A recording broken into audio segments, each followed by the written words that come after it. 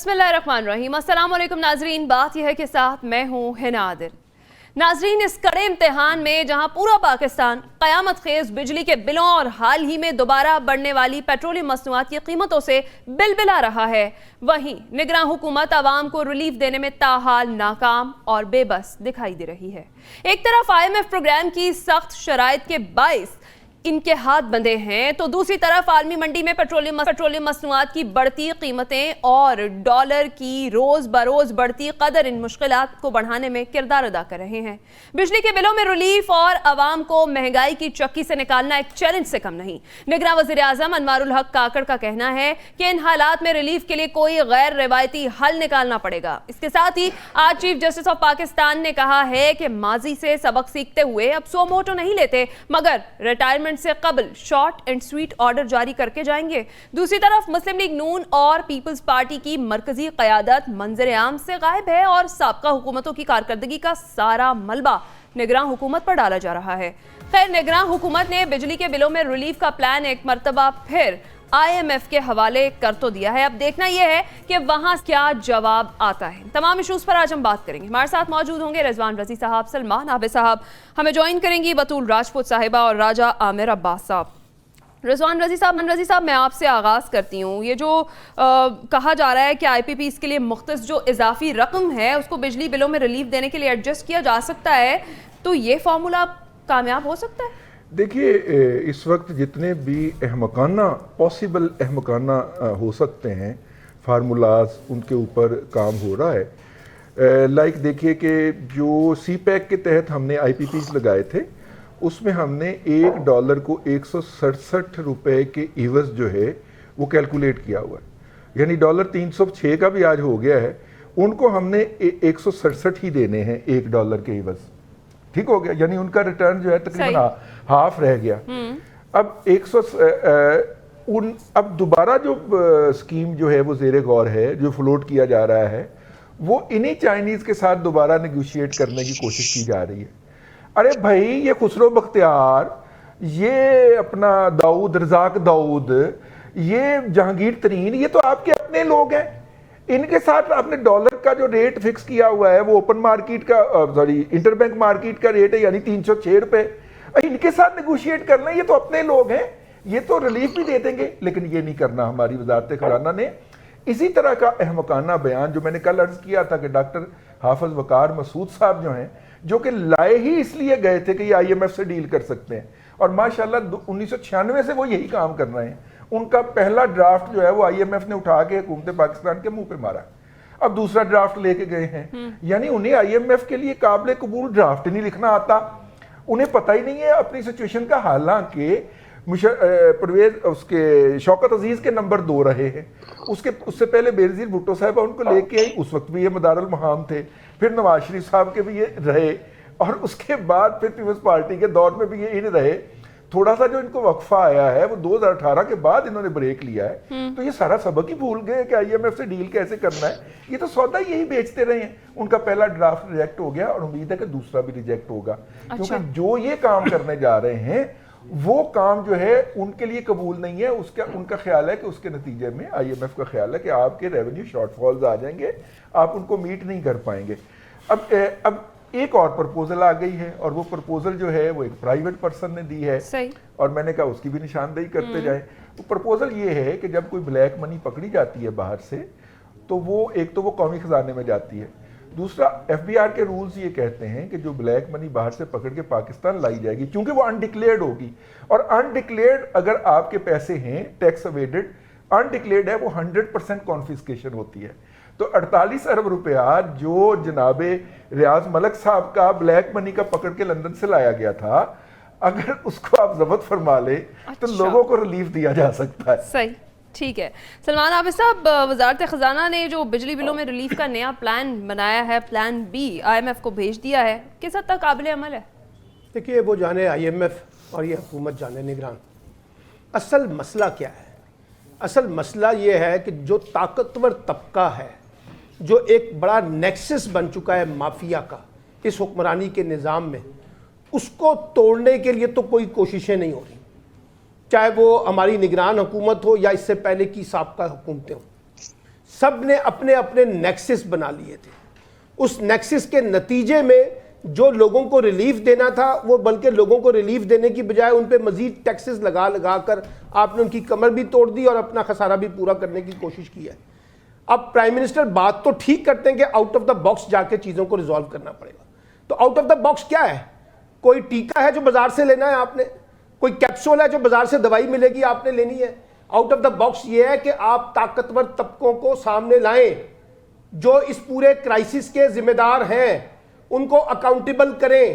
1994 سے شروع ہو جائے آئی پی پیز کے معاہدے سے لے کر اب تک, اور جتنے جتنے لوگ اس پورے کھیل کے اندر شامل رہی ہیں, چاہے وہ سابقہ حکومتیں ہیں, چاہے موجودہ حکومتیں, موجودہ تو اب رہی کوئی نہیں, یہ تو نگران حکومت ہے, جتنی بھی سابقہ حکومت ہیں وہ, اور جو بیوروکریسی کے اندر لوگ شامل ہیں, ان سب کو اکاؤنٹیبل کریں نا, ان لوگوں کو پکڑے نا جو لوگ یہ کام کرتے ہیں. بجلی چوری کرنے والے کتنے لوگ پکڑ لیے ہیں آپ نے, مجھے بتائیے نا. اور یہ جو بڑے بڑے لوگ بجلی ادا نہیں کرتے کتنے پکڑ لیے ہیں آپ نے. ابھی پرائم منسٹر نے کل کہا کہ بجلی چوروں کو معاف نہیں کیا جائے گا. بھائی بجلی چور تو آپ کے نیکسس کے اندر بیٹھے ہوئے ہیں جن کے سامنے آپ بے بس ہوتے ہیں. کل یہ جو کاروباری لوگوں سے ملاقاتیں, ان میں سے بیشتر لوگ ہیں جو ٹیکس نہیں پے کرتے باقاعدگی سے. تو میرا مطلب یہ ہے کہ جو کرنے کا کام ہے آؤٹ آف دا باکس جا کے, وہ تو کر نہیں رہے. آئی ایم ایف سے ریکویسٹ ہے, آئی ایم ایف سے ریکویسٹ قبول ہوتی ہے یا نہیں ہوتی ہے وہ الگ بات ہے. عوام پہ مزید ٹیکسوں کے کانٹیکس میں بوجھ ڈالا جائے گا, عوام کو مزید اس کے اندر لگایا جائے گا. آپ بات کر رہی ہیں پیٹرول کی, ڈیزل کی, یہاں تو آپ چینی نایاب ہو گئی. ابھی آٹے کا کرائسس آنے والا ہے, دالوں کے ریٹ جا کے دیکھیں, کوکنگ آئل کے جا کے ریٹ دیکھیں, دوائیوں کے ریٹ دیکھیں. یعنی کوئی چیز چھوڑی ہے آپ نے یہاں پہ لوگوں کے لیے, اور لوگ جس قسم کے کرائسس کا شکار ہیں اس کی ریلائزیشن جو ہے ہمارے حکمران طبقات کے جو عملی اقدامات ہیں چائے بھی مہنگی ہو گئی ہے جی چینی کے بعد. ہاں بالکل, میں تو کہہ رہا ہوں کہ کہیں نظر آ رہی ہے تو بتائیں. تقریریں بہت اچھی ہو رہی ہیں, فلسفیانہ قسم کی گفتگو ہو رہی ہے, بڑے بڑے ماضی کے حوالے دیے جا رہے ہیں, بڑے بڑے دعوے کیے جا رہے ہیں.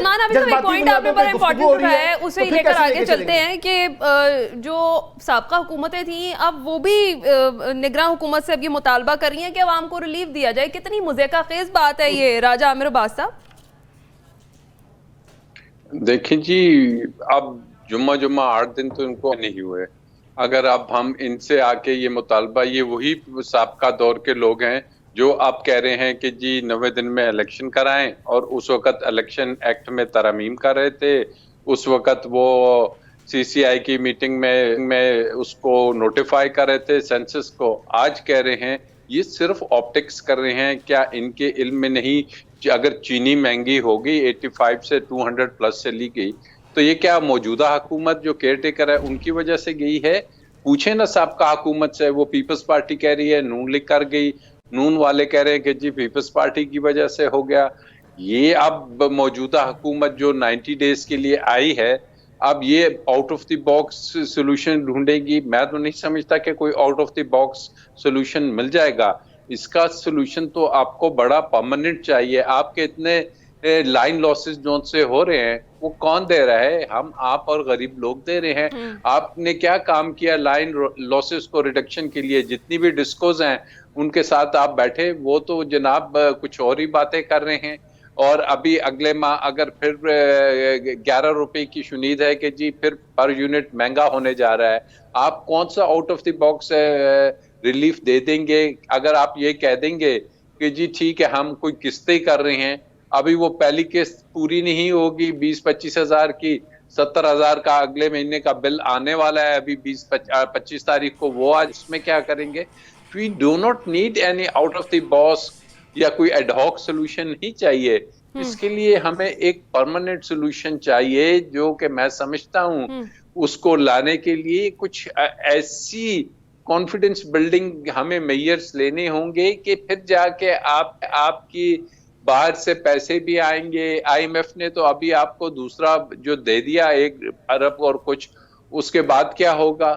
تو یہ سمپلی کہہ دینا کہ اپنی جان چھڑانے کے برابر ہے کہ جی کہ welcome to an out of the box solution. پہلے تو 48 آورس کی بات کی گئی تھی, اب وہ 48 آورس گزرتے آج 1 ہفتہ ہونے کو آ گیا ہے. عوام گھبرا رہی ہے کہ جناب اگر انہوں نے میٹر کاٹ دیے یا اگلے مہینے کا بل آ گیا تو یہ یک نہ شد 2 شد ہو جائے گا. کہاں پہ 50-60 ہزار کا بل, کہاں پہ 1.5 لاکھ کا بل, پھر وہ 1.5 لاکھ کا بل کون دے گا؟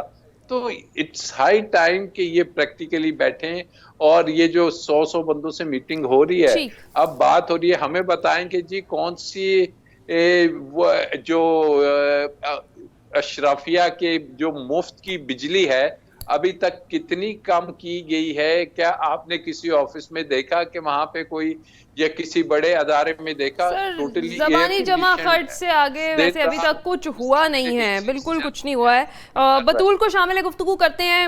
بطول, جو پلان آئی ایم ایف کو دوبارہ بھیجا گیا ہے, نیا پلان, اس کے مطابق بل سے جو اقساط وصول ہوں گی اس پر 15 ارب سے زائد کی رقم واپس آئی پی پیز کے لیے پھر مختص بھی. Is it that simple? دیکھیں مجھے تو بہت حیرانی ہو رہی ہے کہ اتنی زیادہ ایمرجنسی میں بھی آئیڈیاز کہاں سے آ رہے ہیں. جو پیسے ہیں وہ آئی پی پیز کے ہی پیسے, وہ انہی کے پیسے ہیں, انہی میں سے رقم نکال کے پہلے بلوں میں ایڈجسٹ کریں گے رپورٹڈلی, اور پھر جب بل وصول ہو جائیں گے تو وہی 15 ارب دوبارہ آئی پی پیز کے لیے مختص کر دیں گے. اور ان کے لیے چیلنج یہ ہے کہ یہ سب کچھ ان کو بجٹ کے اندر جو انہوں نے بجٹ آئی ایم ایف کو پروپوز کیا ہے اس کے پیرامیٹرز میں رہتے ہوئے کرنا ہے. لیکن جیسے بھی راجہ عامر عباس کہہ رہے تھے کہ آپ کوئی پریکٹیکل آئیڈیا سوچیں, اپنا ایکسپینڈیچر آپ کم کیوں نہیں کرتے؟ سوشل میڈیا پہ اتنا شور, اتنے کنونسنگ آرٹیکلز, کنونسنگ ٹویٹس, خبریں, اتنا ریسرچ پچھلے 5-6 دن میں ہوا ہے, اور جو آپ کو ملے گا نا کہ پاکستان کی بیوروکریسی پہ کتنا بیجا پیسہ جا رہا ہے, یہ حکومتی اخراجات پہ کتنا پیسہ جا رہا ہے, کتنے ہزاروں سینکڑوں یونٹس بجلی کے مفت ملتے ہیں, مفت گھر, مفت گاڑیاں, آپ کا بل اور دے رہے ہیں, آپ کے پیٹرول کے پیسے کوئی اور دے رہے ہیں, آپ وہ ختم کیوں نہیں کرتے؟ آئی ایم امیزڈ کہ یہ اس کو کنسیڈر کیوں نہیں کری گورنمنٹ. آپ آئی پی پیز کے پیچھے پڑ گئے, ٹھیک ہے وہ ایک بہتر آئیڈیا ہو سکتا تھا, لیکن اس سے زیادہ بہتر آئیڈیاز ہیں آپ کے پاس. نور عالم خان صاحب نے تجویز پیش کی تھی کچھ عرصہ پہلے کہ یہ جو بیوروکریسی کی اور جو M N A M P S کی جو مراحت ہے ان میں کٹوتی کی جائے, کم کیے جائیں, لیکن ان کو کسی نے کنسیڈر نہیں کیا تھا کیونکہ اس سے ہماری اشرافیہ ہرٹ ہوتی ہے, پرٹیکولرلی ہماری پولیٹیکل ایلیٹ ہرٹ ہوتی ہے. 1000 بلین ہمارے ملک میں صرف خسارے میں پیسے چلے جاتے ہیں سالانہ, 1000 بلین صرف خسارے میں چلے جاتے ہیں, آن لائن لاسز کی مد میں جاتے ہیں, مس مینجمنٹ کی مد میں جاتے ہیں. آپ یہ پیسے روکتے کیوں نہیں؟ 500 بلین کی سالانہ تو آپ کی بجلی چوری کی رپورٹ ہے, آپ نے 1000 بندہ اگر جیل میں ڈال بھی دیا ہے تو آپ کیا اسے روک پائے ہیں؟ آپ پہلے اپنی مینجمنٹ تو بہتر کریں. کوئی بھی حکومت یہ دعویٰ تو نہیں کرتی کہ ہم بہت بہتر مینج کریں گے انہی ریسورسز میں جو ہمارے پاس ہے. اور دوسری یہ بالکل امپریسو پلان نہیں ہے جو آئی ایم ایف کو دیا گیا ہے. میرا نہیں خیال اس کو کوئی خاص کنسیڈریشن ملے گی. پہلے آپ نے جو دو دفعہ تو آپ نے بجٹ پریزنٹ کیا آئی ایم ایف کو, وہ کتنا آئی ایم ایف نے کنسیڈر کر لیا؟ آئی ایم ایف آپ کو کلیئرلی کہتا ہے اپنے غریب طبقے پہ بوجھ نہیں ڈالیں, اپنے ایکسپینڈیچرز کم کریں. وہ کلیئرلی کہتا ہے کہ ہیلتھ اور ایجوکیشن پہ اپنی جی ڈی پی کا اتنا % لگائیں. وہ کلیئرلی کہتا ہے کہ آپ اپنا پی ایس ڈی پی کا جو ریسنٹ بجٹ ہے وہ کم کریں. وہ کلیئرلی کہتا ہے کہ اپنی ایکسپورٹ اورینٹڈ اکانومی بنائیں. وہ کلیئرلی کہتا ہے کہ اپنی ایل سیز دیکھ بھال کے کریں. وہ کلیئرلی کہتا ہے کہ آپ ڈالر کی اسمگلنگ کو روکیں. یہ آپ کیوں نہیں کر رہے؟ ان میں سے کوئی نقطہ آپ کو سمجھ نہیں آ رہا, اور آپ نے اپنی طرف سے ایک بڑا ٹیکنیکل پروگرام دے دیا. I am sorry, this is not impressive and this is not going to work. جب تک آپ اپنا سیکولر ڈیٹ کم کرنے کے لیے تقسیم کار کمپنیوں کے مسائل, آپ ان سے پوچھتے کیوں نہیں کہ وہ آپ کو پیسے کیوں نہیں دیتے؟ ہم جو اس وقت بل دے رہے ہیں, آخری جملہ, جو اس وقت ہم بل دیتے ہیں اس کا 71% حصہ تو ٹیکس ہے. 71 حصہ ایک بندہ, وہ 71 حصہ اس کا ٹیکس ہے, اور ایک بندہ بجلی ایک یونٹ میں 50 روپے ایکسٹرا دے رہا ہے اس سال. تو یہ ہمارا قصور نہیں ہے. اگر آپ کو تقسیم کار کمپنیاں پیسے نہیں دے رہی, آپ اس کی وصولیاں ہم سے نہیں کریں. اب ہم سے اتنی ہی بجلی کے پیسے نہیں جتنا ہم استعمال کر رہے ہیں. اس میں ایک بات اور بھی, بطول کی بات کو میں آگے بڑھانا چاہ رہا ہوں. یہ جو لیسکوز, فیسکوز, میپکوز اور آئسکوز اور یہ جتنے بھی پیسکوز وغیرہ ہیں, ذرا چیک تو کریں ان کے بورڈ پہ کون بیٹھا ہوا. لاہور کے لیسکو کے بورڈ کے اوپر پی ایم ایل این کے لوگ بیٹھے ہوئے. پی ایم ایل این کے لوگوں نے ووٹ لینا ہے جا کے, اگلے الیکشن بھی انہوں نے لڑنے ہیں. وہ تو کسی کی بجلی نہیں نہ روکنے لگے, بجلی کی چوری. اب ہوتا کیا ہے, ہمارے ایک دوست ہیں, وہ ایک چھوٹی سی مل چلاتے ہیں, چھوٹی سی اسٹیل کی, اور ان کا مہینے کا بل آتا ہے 24 کروڑ روپیہ.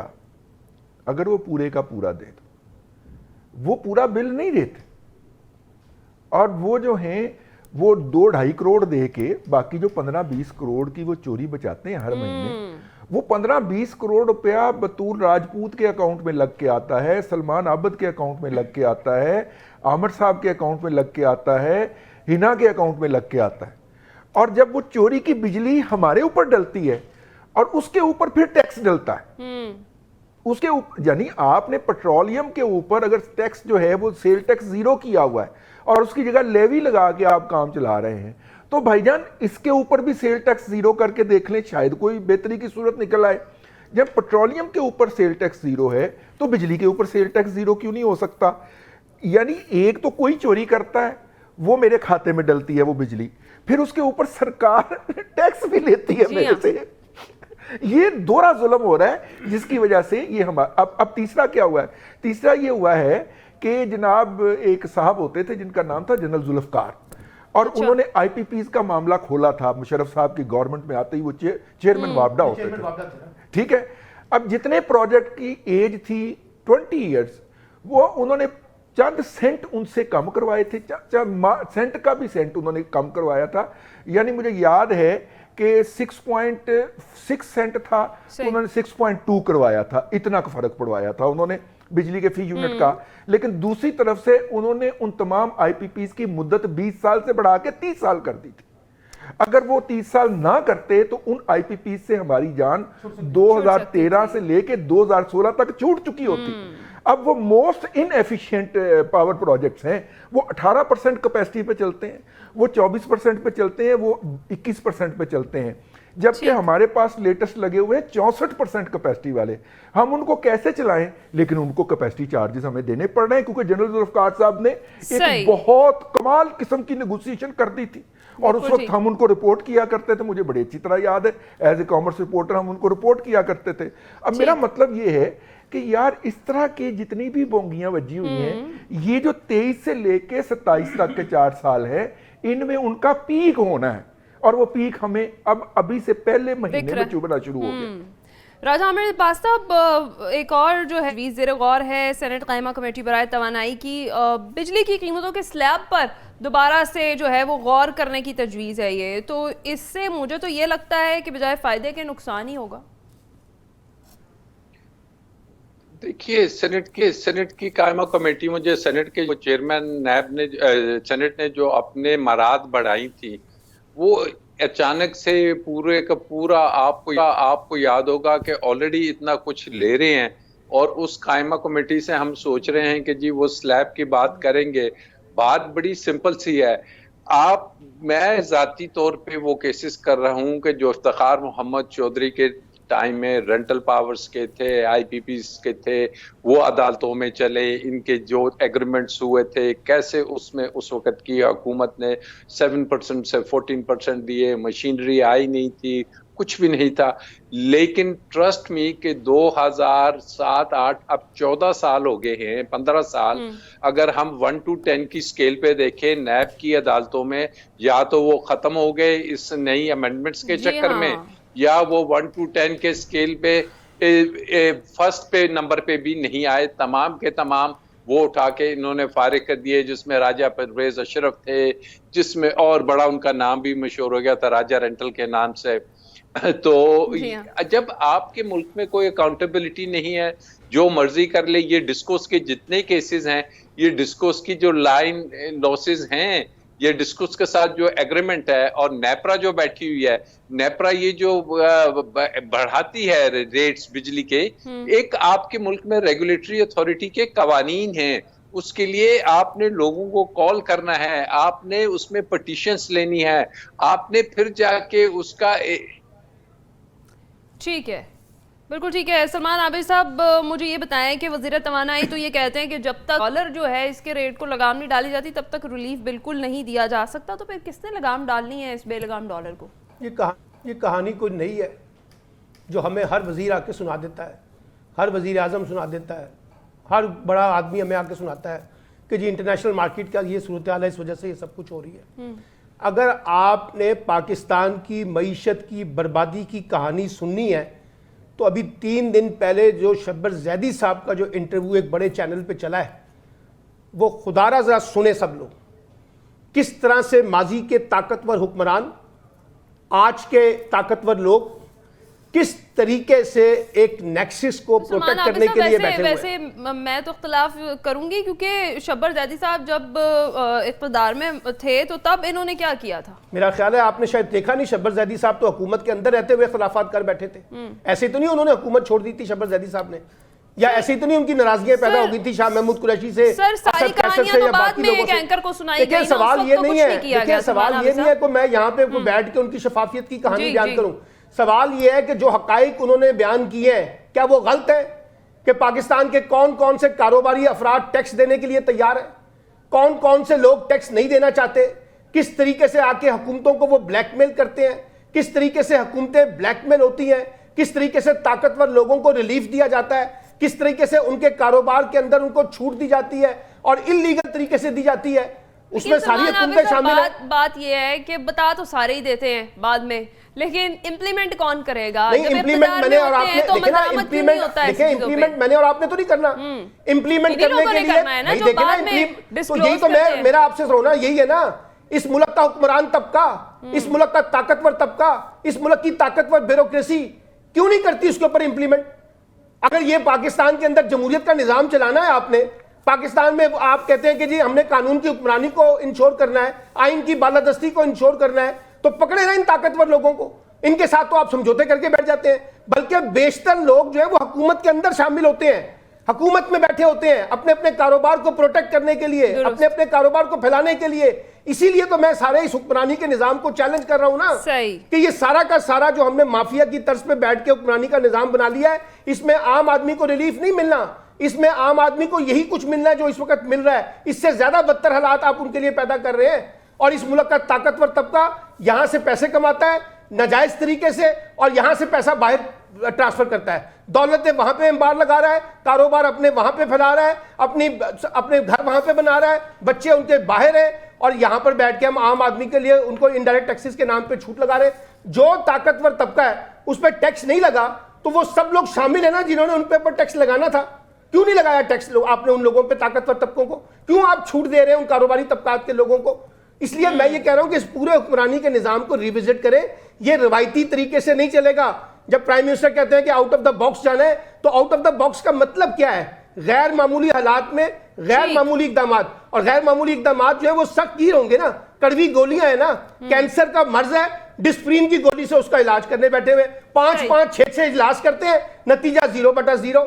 تو اس طرح سے تو نہیں ہوگا اگر آپ روایتی طریقے سے ان مسائل کا علاج تلاش کرنے کی کوشش کریں گے. بالکل ٹھیک ہے. ویسے یہ آؤٹ آف دا باکس جب کہا جاتا ہے تو اس کا مطلب ہے کہ ہم نے باکس سے کوئی چیز نکالنی ہے نا, تو باکس میں کچھ رکھا ہوگا تو نکال باکس کے باہر سے نکالنی پڑے گی چیز, صرف یہاں پہ باکس خالی ہے. ٹھیک ہے بطول, اگر ہم دیکھیں تو ریسنٹلی جو آرمی چیف کی ملاقات ہوئی ہے سرمایہ کاروں سے, اس میں بھی جو سرمایہ کار ہیں ان کی جانب سے یہی کہا گیا کہ معاشی ایمرجنسی جو ہے وہ نافذ کی جائے, کوئی ریفارمز لائی جائیں, ہمیں کسی چیز کا یقین دہانی کرائی جائے, کیونکہ سرمایہ کار تو تیار ہی نہیں ہے پاکستان میں آنے کو. اور اس کے ساتھ ساتھ کوئی شکایت بھی محمد بن سلمان کے سامنے آئی ہے بیوروکریسی کے حوالے سے, کرپشن کی داستانیں. تو حکومت کچھ کرنا چاہے بھی تو بیوروکریسی کا موڈ ہی نہیں ہوتا ہے کچھ کام کرنے کا, اور یہ کرپشن جو ہے اسے ختم کروانے کا. جی بالکل ہے نا, یہ بہت انفارچونیٹ ہے اور یہ دہائیوں سے چلتا آ رہا ہے. مجھے یاد ہے کہ میں نے ایک بڑا ایکسٹینسو پروگرام کیا تھا اکانومی کے اوپر ہی, اور اس میں جو ہمارے کالیگ تھے انہوں نے مجھے بڑا پریشان کن فیکٹ بتایا تھا کہ جب سے پاکستان بنا ہے تب سے لے کے آج تک ہماری کوئی باقاعدہ انکلوسیو معاشی پالیسی ہی نہیں رہی.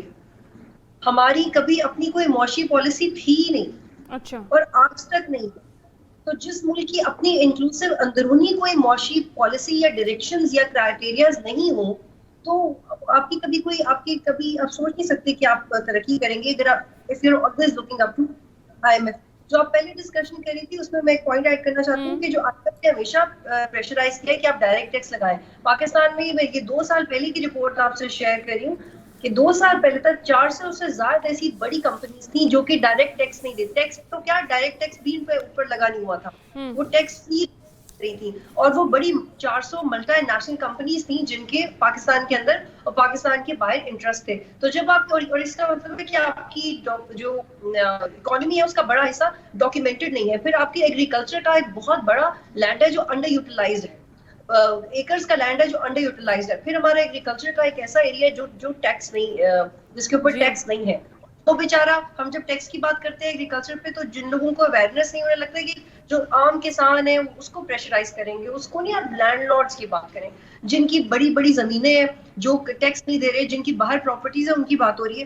اب میں آپ کے سوال کی طرف آتی ہوں. آرمی چیف نے کہا کہ جی فارن ایکسچینج ریزروز $10 بلین ہو جائیں گے. سعودی عربیہ سے ہیلپ آئے گی, پھر 25 بلین SIFC کی مد میں ایگریکلچر سے آئیں گے. UAE ہمیں $25 بلین دے گا, قطر ہمیں $25 بلین دے گا, ٹوٹل $75 بلین, $100 بلین. یہ سب فگرز بہت امپریسو ہیں. اور کاکر صاحب نے بھی کہا کہ جی $50 بلین کی ہمیں سرمایہ کاری آئے گی سعودی عربیہ سے اور خلیجی ممالک سے. This is very impressive.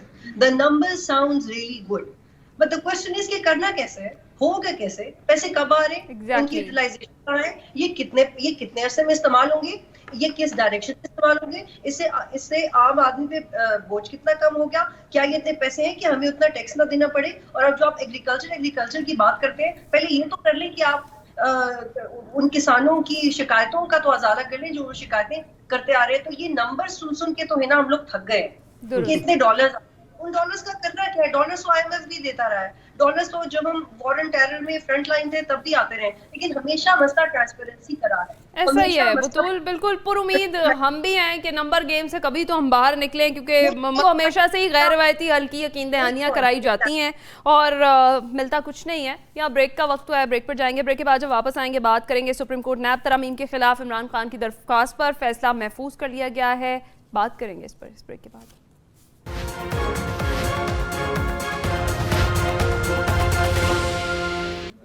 Welcome back ناظرین. بریک پر جانے سے پہلے بات کر رہے تھے نیب ترامیم کیس کا فیصلہ محفوظ کر لیا گیا ہے اور چیف جسٹس نے ریمارکس دیے کہ ریٹائرمنٹ سے قبل فیصلہ سنا دیں گے. فیصلہ شارٹ اینڈ سویٹ ہوگا, چیف جسٹس آف پاکستان کی جانب سے کہا گیا ہے. پہلے تو راجہ امرباز صاحب گڈ ٹو سی یو کے بعد شارٹ اینڈ سویٹ آرڈر آئیں گے کوئی, اور کیا ایکسپیکٹڈ فیصلہ ہے؟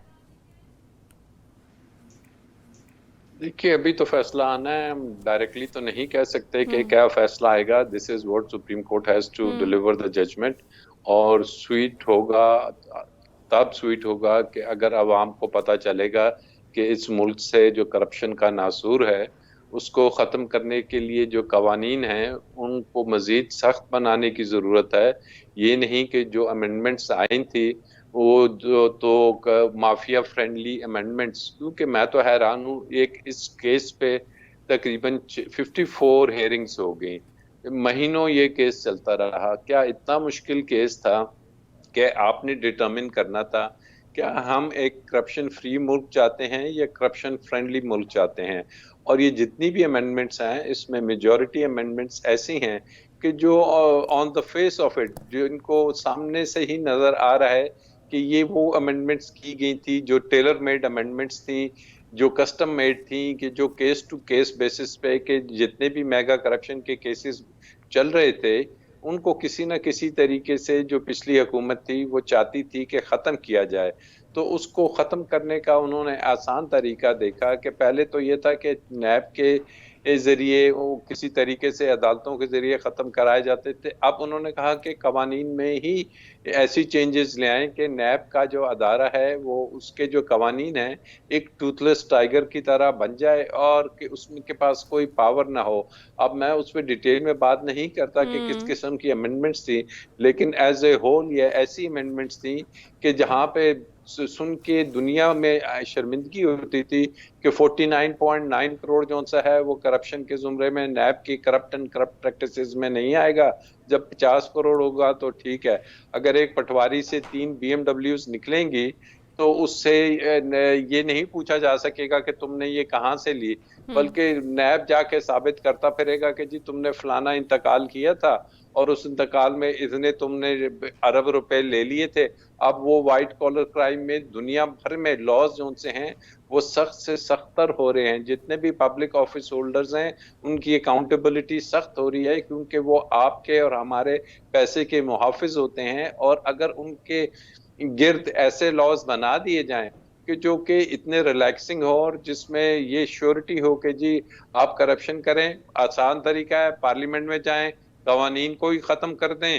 اور کیا ہمارے ملک کا آئین ایسی قانون سازی کی اجازت دیتا ہے کہ جو پرسن اسپیسیفک ہو, جو ارکان پارلیمنٹ کو اور اشرافیہ کو فائدہ دیتا ہو. تو اب یہ وہ فیصلہ ہے کہ مجھے لگ رہا ہے کہ جو عوام کی امنگیں ہیں وہ تو یہی ہیں کہ کرپشن میں انوالو لوگوں کے خلاف جو قوانین ہیں ان کو جو یہ ختم کرنے کی کوشش کی گئی ہے اسے ختم کیا جائے, ultra vires to the constitution قرار دیا جائے, اور ایسے جو پرانے قوانین تھے ان کو بحال کیا جائے. اور اس میں کچھ قوانین ایسے ہیں جو مجھے لگتا ہے جس پہ سپریم کورٹ بھی کہہ چکی تھی کہ یہ جو ان سے قوانین ہیں یہ درست نہیں, تو ان کی حد تک وہ جو شکیں ہیں وہ برقرار رکھی جائیں گی, اور کچھ ایسی بیہودہ قسم کی شکوں کو یقینی طور پر ختم کرنا پڑے گا سپریم کورٹ کو. بالکل ٹھیک کہہ رہے ہیں رضی صاحب.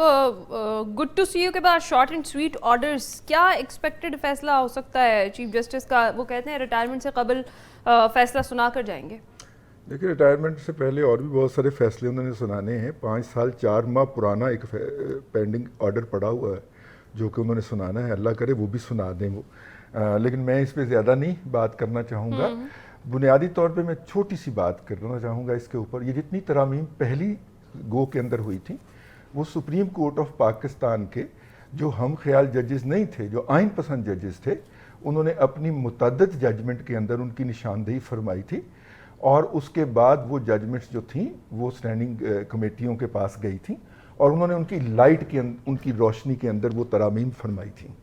تو اگر ظاہر ہے کہ وہ کچھ ججز کو پسند نہیں آئی ہوں گی, سپریم کورٹ بھی تو اس وقت شدید طور پہ تقسیم ہے, اور جن کو پسند نہیں آئی انہوں نے ٹیک اپ کر لیا. ماشاءاللہ وہاں اسی کورٹ کے اندر اسی بینچ کے اندر بیٹھے ہوئے تھے جسٹس شاہ صاحب, کیا نام ہے ان کا, منصور علی شاہ صاحب. منصور علی شاہ صاحب نے بھی کچھ آبزرویشن دی ہیں, ان کے اوپر بھی غور کر لیا جائے. اور انہوں نے جو مطلب کہ بیٹھ کے جس طرح وہاں پہ جو کچھ کہا ہے اس کو بھی ذرا غور سے سن لیا جائے.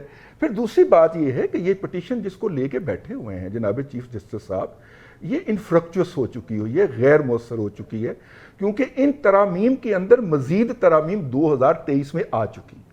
تو اگر تو یہ کوئی میننگ فل اس کے اوپر ڈیسیژن دینا چاہتے تھے تو انہیں 2023 والی امینڈمنٹس کو بھی فیکٹر ان کر لینا چاہیے تھا. اس کو فیکٹر ان کرنے کی بات ہوئی تو انہوں نے ایسے اس سے مطلب کہ وہ کیا اختیار کی, دوری اختیار کی کہ جیسے کوئی بندے کو گرم کپ کو ہاتھ لگ جاتا ہے بندے کا, اس لیے انہوں نے ہاتھ جھٹکا اپنا کہ نہیں اس کی طرف ہم نے نہیں جانا. تو بھائی جو جن ترامیم کے اندر ترامیم ہو چکی ہیں بھائی, وہ اگر آپ اس کو نہیں کریں گے تو یہ فیصلہ جو ہے یہ سویٹ تو ہوگا لیکن میننگ فل نہیں ہوگا, اس کا کوئی امپیکٹ نہیں ہو پائے گا اگر ہم واقعی اس کا کوئی امپیکٹ کریٹ کرنا چاہتے ہیں. ویسے ہمارے یہاں پہ ججز جو ہیں وہ ریلیف نہیں دیتے, ہیومن رائٹس کے ایوارڈ لینے کے لیے وہ ججمنٹس دے دیا کرتے ہیں جو رپورٹ بھی ہو جاتی ہیں, لیکن اس کے نتیجے کے اندر لوگوں کی زندگی میں کوئی نہیں بہتری آتی. ہاں امریکہ کے اندر ان جج صاحب کو جا کے ایوارڈ بھی مل جاتا ہے, اور وہ انٹرنیشنل کورٹ آف جسٹس کے جج بھی نامزد ہو جاتے ہیں اس ججمنٹ کی بنیاد کے اوپر. لوگوں کی زندگی میں کوئی بہتری نہیں آتی اس سے. سلمان عابد صاحب, آج ہی ریمارکس یہ بھی تھے اس کے کہ ماضی سے سبق سیکھتے ہوئے اب سو موٹو نہیں لیتے ہیں, یہ کیا کہانی ہے؟ دیکھیے پہلی بات تو یہ ہے, مجھے نہیں معلوم کون سے جج نے یہ کہا تھا کہ جناب آپ اس کے اندر امینڈمنٹ کریں اور 50 کروڑ پیسے جو نیچے ہے اس کے اوپر کوئی اکاؤنٹیبلٹی نہیں ہونی چاہیے. اب مجھے نہیں معلوم کس جج نے آبزرویشن دی ہے جو رضوان رضی صاحب نے کہا ہے. یہ بھی مجھے نہیں معلوم کہ کون سے جج نے یہ کہا تھا کہ جناب یہ جو ثبوت ہے یہ اب یعنی کہ یہ نیب ثابت کرے گا, بندے کے اوپر کوئی ذمہ داری نہیں. یہ دنیا کا پرنسپل, سن لیں یہ دنیا کے ہر قانون کا پرنسپل ہے. آپ سن لیں, بیچ میں مداخلت کریں گے نا پھر معاملہ خراب ہو جائے گا. نہیں معاملہ آپ سن تو لینا, آپ میرے اوپر یہ میں نے کہاں باتیں کہی ہیں آپ نے کہا ہے نا, یہ میں نے کہی ہیں. آپ نے کہا کہ جج نے سن لیں یار, اب سن لینا یا پھر آپ پہلے بول لیں. آپ اپنی بات چلیں میں اپنی بات کرتا ہوں, آپ سن لینا. رضوان رضی نے نہیں کہا, اچھا سنیں, رضوان رضی نے نہیں کہا, پتہ نہیں کون سے جج نے کہا ہے کہ جناب یہ امینڈمنٹ کرنی ہے آپ نے. دیکھیے میں نے آپ کے سامنے پہلے بھی ایک بات رکھی ہے, اس پورے کھیل سے بات جو ثابت ہوتی ہے نا اس کو سمجھنے کی کوشش کریں. ایک طاقتور مافیا حکومت میں آتا ہے اپنی کرپشن کو چھپانے کے لیے, اپنی بلیک میلنگ کو چھپانے کے لیے, اپنی اقربا پروری کو چھپانے کے لیے, اپنی دولت کو چھپانے کے لیے پارلیمنٹ کو استعمال کرتا ہے, قانون کو استعمال کرتا ہے, قانون سازی کرتا ہے, پالیسیاں ایسی بناتا ہے جو ان کو پروٹیکٹ کرے. یہ پارلیمنٹ میں کون لوگ ہیں؟ ابھی آپ مجھے بتائیے شوگر مافیا جس کو ہم کہتے ہیں اس میں کتنے لوگ ہیں جو پارلیمنٹ کے اندر بیٹھے ہوئے ہیں؟ آٹا کرائسس میں کتنے لوگ ہیں جو پارلیمنٹ میں بیٹھے ہیں؟ بجلی کرائسس میں کتنے لوگ ہیں جو پارلیمنٹ میں بیٹھے ہیں؟ مہنگی چیزیں جو ہو رہی ہیں اس میں کتنے لوگ ہیں؟ پراپرٹیز کے جو بڑے بڑے لیکسز چل رہے ہیں اس میں کون کون لوگ پارلیمنٹ میں بیٹھے ہیں؟ یہ ایک عجیب و غریب ملک ہے. یعنی یہاں پر جس نے کاروبار کرنا ہے وہ سب سے پہلے آ کے سیاست کے اندر آئے صحیح. اور حکومت میں آئے, وزیر بنے, مشیر بنے, اور یا سیاسی جماعتوں کو اربوں روپے کی انویسٹمنٹ ان کو ڈونیشن دے. بھائی یہ سارا کا سارا نیکسس بنا ہوا ہے نا. اسی وجہ سے تو ان چیزوں کو ریویو کرنے کی ضرورت ہے کہ یہ جو حکومت میں آئے ہوئے لوگ ہیں کس طریقے سے ہمارے ریاستی نظام کو یرغمال بنا کے اپنی مرضی, اپنی منشا کے مطابق اپنے معاملات چلا کے اپنے کاروبار کو وسعت دیتے ہیں. تو اس میں گھبرانے کی کیا بات ہے؟ اس میں یہ سب لوگ شامل نہیں ہیں. آپ مجھے بتا دیں کون کون لوگ ہیں جو شوگر ملیں چلاتے ہیں, کون کون لوگ ہیں جو آٹوں کی ملیں چلا رہے ہیں, کون کون لوگ ہیں جو پراپرٹی چلا رہے ہیں, اور ان میں جب آپ ٹٹولیں گے تو آپ کو پتہ چلے گا کوئی فلاں جماعت کا وزیر ہے, کوئی فلاں جماعت کا وزیر ہے, کوئی فلاں کا ایڈوائزر ہے, کوئی پرائم منسٹر ہے, کوئی چیف منسٹر ہے, کوئی گورنر ہے. یہ تو آپ کا جمہوری نظام ہے جس کی بنیاد کے اوپر آپ اس نظام کو چلانے کی کوشش کر رہے ہیں, پھر کہتے ہیں ہم نے اکاؤنٹیبلٹی کرنی ہے. سلمان عابد صاحب آپ کا پوائنٹ آ گیا ہے, بطول کو بھی شامل گفتگو کرتے ہیں. بطول, آج کے اگر ریمارکس پہ میں کوئک آپ کا انالیسس چاہوں, یہ چیف جسٹس کے ریمارکس ہے کہ ترامیم کے بعد نیب کا بہت سا کام ختم ہو گیا. ویسے بات تو ٹھیک ہے, تقریباً آدھے کیسز تو ختم ہو گئے. جی بالکل, جو 2022 میں ترامیم آئی تھی 27 پوائنٹس تھے جو نئے پوائنٹس تھے, اور ان پوائنٹس کے تحت بہت ساری فلیکسیبلٹیز شامل کی گئی تھی, جیسے کہ آپ پیپرز دکھائے بغیر گرفتار نہیں کر سکتے اور مجسٹریٹ کے سامنے شامل ہو سکتے. بہت ساری چیزیں جو کہ بظاہر پروسیجر لگتی ہیں ہونی چاہیے, لیکن وہ جو مخلوط حکومت کر رہی تھی اس کا پرسیپشن نہیں تھا کہ اپنے آپ کو بچانے کے لیے کر رہے ہیں, لیکن اس کا ایک پرسیپشن یہ بھی تھا کہ اس کا فائدہ عمران خان کو بھی ہو سکتا ہے. لیکن جو جسٹس بندیال صاحب اور عمران خان کا ایک دوسرے کی طرف ایٹیٹیوڈ رہا ہے, اس سے یہ ایکسپیکٹ کرنا غلط نہیں ہوگا کہ وہ چاہیں گے کہ کچھ ریلیف آئے. نو کانفیڈنس والے دن جو فیصلہ آیا تھا, اس کے باوجود میں خیال ہے کہ اس پوائنٹ میں اتنا وزن نہیں ہے کہ نو کانفیڈنس والا بھی تو انہوں نے ہی کہا تھا نا. تو اس کے بعد جو ہو سکا, جو چیز زیادہ ہوتی ہے جس کو آپ زیادہ کانٹیکسچلائز کر سکتے ہیں, اس میں زیادہ وزن ہوتا ہے. تو میری نزدیک یہ آرگومنٹ بہت کمزور ہے کہ دیکھیں وہ فیصلہ بھی تو انہوں نے کہا تھا نا, نو کانفیڈنس والا. لیکن بٹ دا پوائنٹ از کہ ہم سب یہ چاہتے ہیں کہ ملک میں قوانین ایسے ہوں جو ایونچولی کرپشن کو روکیں, جیسے راجہ عامر عواد صاحب باقی کولیگز نے بھی کہا. تو اگر یہ جو فیصلہ محفوظ ہوا ہے, اس کے بعد اگر کچھ ایسی چیزیں سامنے آتی ہیں جس کا مطلب یہ ہوگا کہ قوانین لینینسی کی طرف جا رہے ہیں, تو فیصلہ اوبویسلی اچھا نہیں ہوگا. لیکن جو کہ فیصلہ آئے نہیں ہے اور اس کی پرسیپشن یہ ہے کہ شاید کسی ایک انڈیویجول کو ایک اور بھی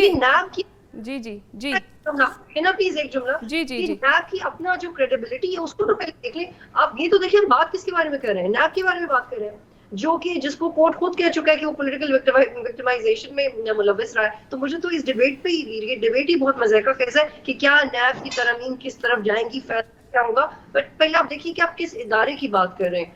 تو I think it's a process اور آئی ہوپ کہ بہتر فیصلہ ہے.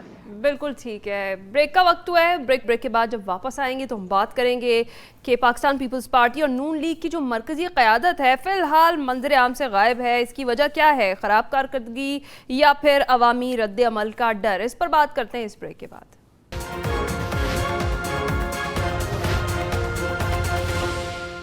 ویلکم بیک ناظرین. بریک پر جانے سے پہلے ہم بات کر رہے تھے کہ پاکستان پیپلز پارٹی اور نون لیگ کی مرکزی قیادت منظر عام سے غائب ہے. نواز شریف اور شہباز شریف صاحب کے لندن میں ڈیرے ہیں, آصف علی زرداری اور بلاول بھٹو کے دبئی میں پڑاؤ, اور سربراہ پی ڈی ایم مولانا فضل الرحمان کی اگر بات کی جائے تو وہ بھی غائب ہیں. اس ساری صورتحال میں شیخ رشید صاحب منظر عام پر آ گئے ہیں کہیں سے, اور وہ یہ کہتے ہیں کہ 16 ماہ کی نااہل حکومت کیسز ختم کروا کر ملک سے فرار ہو گئی ہے. بطول, کیا کہیں گی آپ, کیا وجہ ہے یہ جو مرکزی قیادت سیاسی منظرنامے سے ہی غائب ہو گئی ہے, ان کی خراب کارکردگی یا پھر انہیں عوامی رد عمل کا اب ڈر ہے؟ جی ہے نا, یہ جو آپ بات کر رہی ہیں یہ ووٹر کے ذہن میں بھی یہی سوال ہے, اور نون لیگ کی قیادت پاکستان میں موجود ہے, ان میں سے بہت تک اس بات پہ ناراض بھی ہیں کہ جیسے ہی اسمبلیاں ٹوٹی اور اس کے بعد انٹرم گورنمنٹ کا وقت آیا تو شہباز شریف صاحب فوراً لندن چلے گئے. ان کو چاہیے تھا کہ وہ عوام میں ان کا غصہ برداشت کرتے, ان کو ایکسپلین کرتے. اور تو خواجہ آصف صاحب کہہ رہے ہیں کہ ہم تو عوام میں ہیں, ان کا غصہ برداشت کریں. خواجہ آصف صاحب مطالبہ بھی کر رہے ہیں کہ نواز شریف صاحب جب مرضی آئیں, شہباز شریف صاحب کو آ جانا چاہیے واپس. بالکل آ جانا چاہیے, بالکل یہاں ہونا چاہیے, کیونکہ پھر آپ میں وہ جو آپ عوامی پن کی بات کرتے ہیں, آپ کہتے ہیں کہ آپ لوگوں کے لیڈر ہیں, کہاں پہ ہیں آپ؟ یہاں پہ لوگوں کے پاس بجلی کا بل دینے کے لیے پیسے نہیں ہیں, آپ لندن میں آرام سے بیٹھے ہوئے. چلے نواز صاحب کی طبیعت خراب ہے, ایک وجہ بھی ہے, آپ کیوں چلے گئے؟ اور آپ کو کون سی مشاورت کر رہے ہیں جس کا ابھی تک کوئی نتیجہ نہیں نکلا؟ تو یہ بہت بری اسٹریٹجی ہے جو نون لیگ نے اپنا. پہلے ہی نون لیگ کو کافی نقصان پہنچا تھا نواز شریف کی ایبسنس کی وجہ سے، لیکن نگراں حکومت کے آتے ہی ان سب کا وہاں پہ چلے جانا یہ ان کو بالکل فائدہ نہیں پہنچائے گا. اور ایک اور پوائنٹ میں اس پہ ایڈ بخاری صاحب کہا ہے کہ جب نواز شریف صاحب واپس آئیں گے تو اسٹیبلشمنٹ کے خلاف بات نہیں کریں گے. اس کا مطلب ہے کہ نواز شریف صاحب ابھی بھی اسٹیبلشمنٹ کی طرف ہی دیکھ رہے ہیں. ان کے پاس کوئی پالیسی نہیں ہے ملک چلانے، ان کے پاس کوئی اکانومک پلان نہیں ہے. اسٹیبلشمنٹ سے ہٹ کے بات کریں تو سمجھ لیا کہ آپ لوگ کیا سوچیں. بالکل ٹھیک ہے. راجہ عامر عباس صاحب، نون لیگ کے اندر خاصی بے چینی جو ہے وہ پائی جا رہی ہے. جو قیادت ملک میں موجود ہے اس کو عوامی غصے کا خوف ہے، تو اسی وجہ سے پھر مرکزی قیادت غائب ہے. دیکھیے، انتہائی افسوس کی بات ہے کہ یہ وہ پارٹیاں ہیں دونوں کے جو کئی دفعہ اس ملک میں اقتدار ان کو مل چکا ہے اور جو ہمیشہ جمہوریت کی بات کرتے رہیں. اور انٹرم پیریڈ کیا ہوتا ہے؟ انٹرم پیریڈ یہ ہوتا ہے کہ جی کچھ ہفتوں بعد ہم نے الیکشن کی طرف بڑھنا ہے، اور یہ الیکشن کمپیننگ کا اور الیکشن کا پیریڈ ہے. اس میں آپ ملک میں ہونا، آپ کی موجودگی کے آپ لوگوں کو بتائیں کہ یہ ہمارے پارٹی کے مینیفیسٹو ہے، یہ ہم نے اشارہ تو نہیں ملتا کہ مستقبل قریب میں الیکشن ہونے ہی نہیں والے. لیکن لگتا ہے ایسے ہے کہ ایک پارٹی تو کہہ رہی ہے، مسلم لیگ نون تو اس کوشش میں ہے کہ الیکشنز جتنے ڈیلے ہوں ٹھیک ہے، کوئی بات نہیں، آگے جا کے اس کی بات ہوں گی. زرداری صاحب اور بلاول بھٹو صاحب کی تو بڑی ٹویٹس آتی تھیں، لیکن 10-15 روز سے وہ ٹویٹر ہینڈل بھی ان کا خاموش ہے. اور لگتا یہی ہے کہ یہ جو سویٹ اینڈ سور جو ان سے فیصلہ آنا ہے نیب امینڈمنٹس کا، اس کا بھی انتظار کیا جا رہا ہے کہ جی یہ فیصلہ کیا آتا ہے. شارٹ اینڈ سویٹ اینڈ سور، جی یہ کچھ لوگوں کے لیے سور ہوگا، کچھ کے لیے سویٹ ہوگا. بالکل ٹھیک ہے، بالکل ٹھیک ہے. جی وقت کم ہے، ہم آگے بڑھتے ہیں. سلمان عابد صاحب، اقتدار کے مزے لوٹ لیے ہیں، نیب ترامیم سے فائدہ اٹھا لیا ہے، اور اب جب عوام کو فیس کرنے کا وقت آیا ہے تو غائب ہو گئے. دیکھیے، وہ جو خواجہ آصف نے کہا نا کہ نواز شریف اب کے شہباز شریف کو اور اسحاق ڈار کو واپس آ جانا چاہیے، ایسے لگتا ہے جیسے ان سے پوچھ کے گئے تھے. اور شریف خاندان ان کو بڑی عزت دیتا ہے، پوچھ کے جاتا ہے، بتا کے آتا ہے کب آئیں گے کب نہیں آئیں گے. ان کی حیثیت کیا ہے بیچاروں کی؟ ہاتھ باندھ کے تو کھڑے ہوتے ہیں شریف خاندان کے سامنے. اور وہ لگتا ہے بلاول صاحب اور زرداری صاحب شرجیل میمن سے اجازت لے کے گئے ہوں گے کہ یار تھوڑی دیر کے لیے ہم ذرا جا رہے ہیں، واپس آ جائیں گے. دیکھیے، یہ جو پاکستان کی سیاسی جماعتوں کا المیہ ہے نا، یہ اقتدار پرست جماعتیں ہیں. جب اقتدار میں ہوں گی تو پاکستان کے اندر ہوں گی، جب اقتدار میں نہیں ہوں گی تو یہ بیماری کے بہانے بنا کے کوئی لندن میں بیٹھے گا، کوئی دبئی میں بیٹھے گا، کوئی اور کئی جگہ چلا جائے گا. یہ عوام کے ساتھ کھڑی ہونے والی جماعتیں تھوڑی ہیں. عوام کے ساتھ اگر یہ کھڑی ہوتی تو آج یہ عوام کا جو دکھ اور مداوع ہے اس میں کہیں یہ کوئی رول پلے کرتی نا، لوگوں کے ساتھ کھڑی ہوتی ہیں، جسٹیفائی کرتی کہ ہم نے کیا فیصلے کیے اور کیا فیصلے نہیں کیے. اب آپ دیکھیے نا، وہ کہہ رہے تھے میں 5 دن کے لیے جا رہا ہوں. آج کتنے دن ہو گئے شہباز شریف صاحب کو؟ بالکل ٹھیک ہے. اسحاق ڈار صاحب تو پتہ نہیں چلا کیسے نکلے کیسے نہیں نکلے. تو میرا مطلب ہے یہ سیاسی جماعتوں کی اپنی کریڈیبلٹی کے جو مسائل ہیں اس کی وجہ سے یہ سب چیزیں ہمیں دیکھنے کو ملتی ہیں. بالکل ٹھیک ہے. رضی صاحب، پی پی اور نون لیگ کی مرکزی قیادت تو غائب ہو گئی، البتہ شیخ رشید صاحب منظر عام پر آ گئے ہیں اور انہوں نے بات بھی کر دی ہے. وہ یہ کہتے ہیں کہ 16 ماہ کی نائل حکومت اب کیسز ختم کروا کر غائب ہو گئی. میں شہباز شریف کو واپس آتے ہوئے دیکھ رہا ہوں، یہ نہیں کہا انہوں نے، کیونکہ وہ بہت ساری چیزیں دیکھ رہے ہوتے ہیں. پیش گوئی کرتے ہیں وہ. بالکل آدھی بات جو ہے وہ ہمارے تینوں پینلسٹ کی تو پوری ہو گئی ہے. ابھی میں نے دیکھا ہے فوٹیج جاری ہوئی ہے جس میں جو لاہور میں داتا دربار کا عرس ہو رہا ہے، اس کی اندر جو وہ دودھ کی سبیل لگتی ہے اس کا افتتاح حافظ صاحب اپنا اسحاق ڈار صاحب نے فرما دیا ہے. تو آدھی تو پوری ہو گئی ہے، آدھی بھی آج ابھی اسحاق ڈار صاحب پاکستان میں آ چکے ہیں. ٹھیک ہے، واپس آ چکے ہیں. رات ہی پہنچے. وہ شہباز وہ ان کے ساتھ ہی ہیں، اپنے نقوی صاحب کے ساتھ ہی. صحیح. تو اگلی فلائٹ سے چلے بھی جائیں گے. اب یہ دیکھیں جاتے ہیں کہ نہیں. فی الحال وہ پاکستان میں موجود ہیں، کرنٹ انفارمیشن کی بات کرتے ہیں. تو اسحاق ڈار صاحب بھی آ جائیں گے، کوئی مسئلہ نہیں ہے. چلیں، بالکل ٹھیک ہے. پتہ نہیں کیا وجہ ہے کہ جو مرکزی قیادت غائب ہے، ان کے غم و غصے کا ڈر ہے اپنی خراب کارکردگی کی وجہ سے، یا پھر کوئی اور وجہ ہے. آج کے پروگرام سے اتنا ہی. ناظرین خیال رکھیے گا، فیڈ بیک ضرور دیجیے گا. اللہ حافظ.